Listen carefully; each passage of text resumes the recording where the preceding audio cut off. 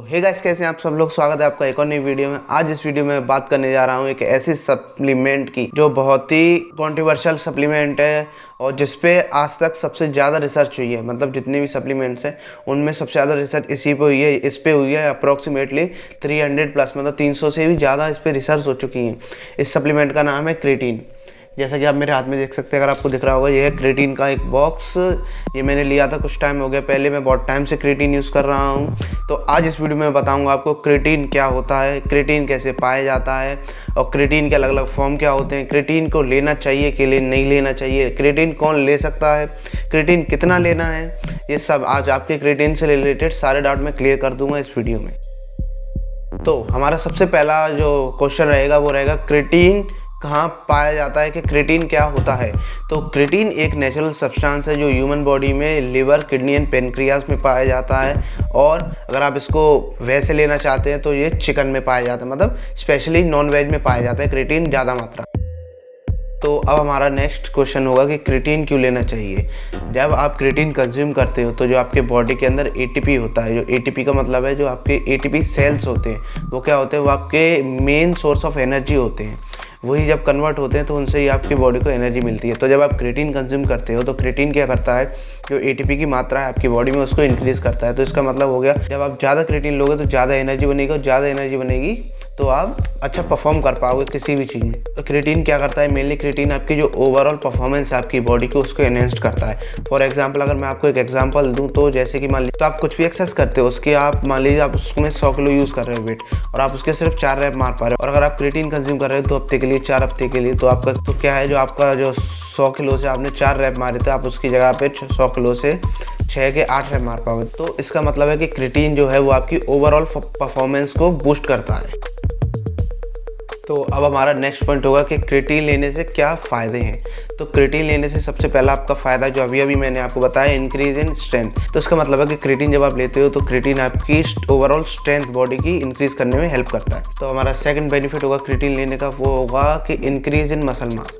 Increase in muscle mass कैसे, जब आप क्रेटीन कंज्यूम करते हो जो आपकी मसल्स हैं वो क्या है, वो उससे वाटर होल्ड करना चालू करती हैं। तो उससे क्या होता है, जो आपकी ओवरऑल मसल का साइज रहता है वो इंक्रीज होता है, और वो क्या होता है, उसमें वाटर होल्ड होता है।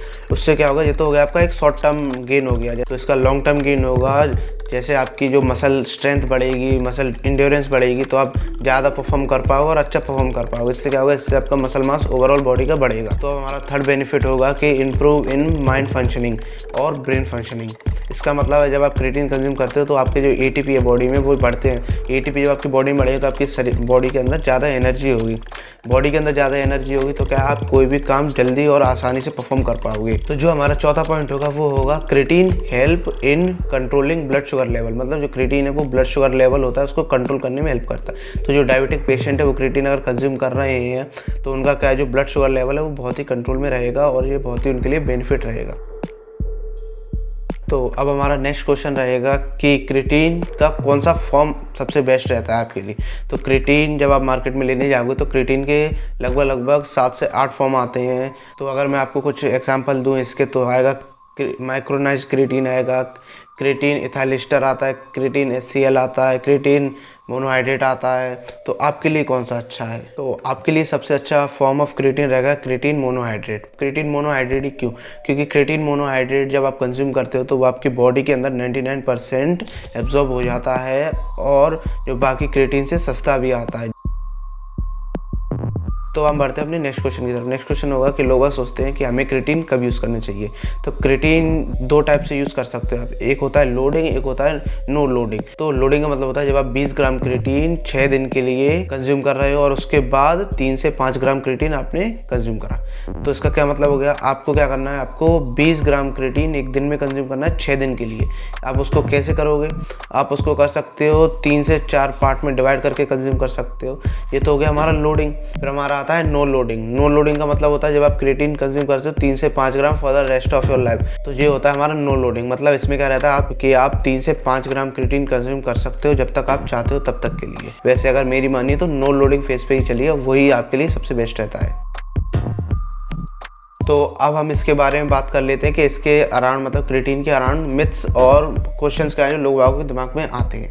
तो सबसे पहला मिथ है क्रिएटिन साइकिल। क्रिएटिन साइकिल का मतलब क्या होता है कि जब आप जैसे लोग कहते हैं कि आपके जिम ट्रेनर वगैरह कहते हैं कि आप 2 हफ्ते क्रिएटिन लो, 1 हफ्ते बंद कर दो, कि 3 हफ्ते लो, 2 हफ्ते बंद कर दो, इसको कहते हैं क्रिएटिन साइकिल। पर ऐसा कुछ नहीं है। आप क्रिएटिन रेगुलरली कंज्यूम कर सकते हैं for the rest of your life, क्योंकि ये एक नेचुरल सब्सटेंस है और इसके ऊपर 300 से ज़्यादा रिसर्च हो चुकी है और किसी भी रिसर्च में ऐसा नहीं आया कि आप क्रिएटिन कंज्यूम करने से आपको कुछ भी साइड इफेक्ट होता है। तो सेकंड मिथ है कि किडनी इश्यूज, मतलब जब आप क्रिएटिन कंज्यूम करते हो तो आपके किडनी में स्टोन वगैरह हो जाता है। ये भी जब मैंने जिम वगैरह स्टार्ट करी थी, पहली बार क्रिएटिन लिया था तो मुझसे भी लोगों ने कहा था कि क्रिएटिन वगैरह लेने से किडनी इश्यूज हो जाते हैं, तो किडनी स्टोन हो जाता है। पर ऐसा कुछ नहीं है, ये भी एक मिथ है। किडनी अगर आपको पहले से ही, जब आप क्रिएटिन ले रहे हो उससे पहले से ही आपको कोई किडनी प्रॉब्लम है तो आप क्या कर सकते हो, आप अपना वाटर इंटेक बढ़ा सकते हो। पर क्रिएटिन ऐसा कुछ भी नहीं करता जिससे आपको किडनी रिलेटेड इश्यूज हो या बॉडी से रिलेटेड कोई भी इश्यू हो। तो हमारा थर्ड मिथ होगा कि loss of muscle when you stop taking creatine, मतलब जब आप क्रिएटिन लेना बंद कर देते हो तो आपका जो मसल आपने गेन करा है वो सारा लूज़ हो जाएगा। ऐसा कुछ नहीं है, ये भी एक मिथ है।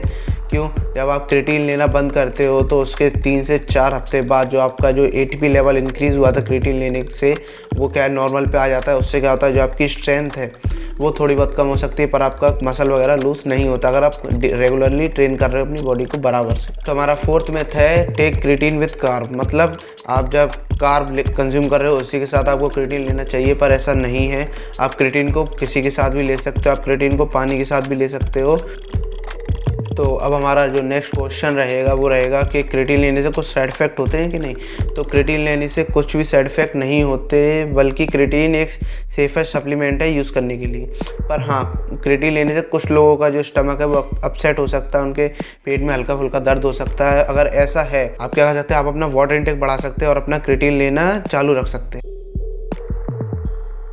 तो अब हमारा नेक्स्ट क्वेश्चन है कि क्रिएटिन किसको लेना चाहिए, क्रिएटिन किसको नहीं लेना चाहिए। तो सबसे पहला होता है जो है वेजिटेरियंस, क्योंकि वेजिटेरियंस क्या करते हैं, वो नॉन वेज नहीं खाते, उससे क्या होता है, उससे उनकी बॉडी में क्रिएटिन की मात्रा कम होती है, इसलिए उनको क्रिएटिन लेना चाहिए। तो अब क्रिएटिन किसको नहीं लेना चाहिए? क्रिएटिन उनको नहीं लेना चाहिए जो वेट रिस्ट्रिक्टेड स्पोर्ट्स करते हैं, जैसे MMA, मार्शल आर्ट्स वगैरह, हाइकिंग हो गया, माउंटेनिंग वगैरह हो गया, इन सबको।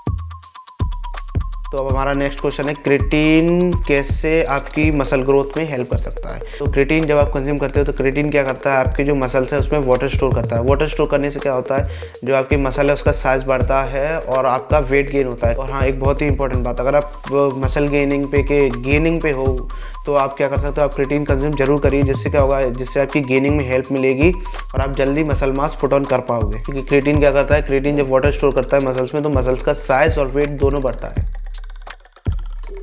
हमारा सबसे इम्पोर्टेंट क्वेश्चन कि क्रिएटिन कितना और कब लेना चाहिए, ये एक बहुत ही इंपॉर्टेंट क्वेश्चन है, इसलिए मैंने इसको लास्ट के लिए रखा था। तो क्रिएटिन आप ले सकते हो 3 से 5 ग्राम, जैसा कि मैंने अभी आपको वीडियो में बताया था, 3 से 5 ग्राम अगर आप नो लोडिंग पे हो, और अगर आप लोडिंग पे हो तो 20 ग्राम 6 दिन के लिए, और उसके बाद 3 से 5 ग्राम। तो अगर आप नो लोडिंग फॉलो कर रहे हो जैसा कि मैंने कहा है आपसे, तो आप 3 से 5 ग्राम रेगुलरली ले सकते हो पोस्ट वर्कआउट, मतलब वर्कआउट के बाद।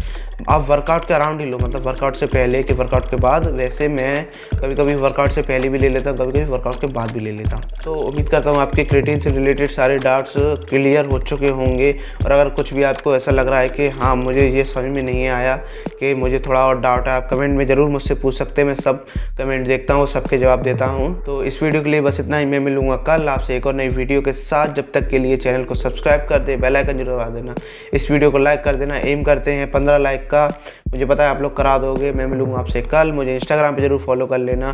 तब तक के लिए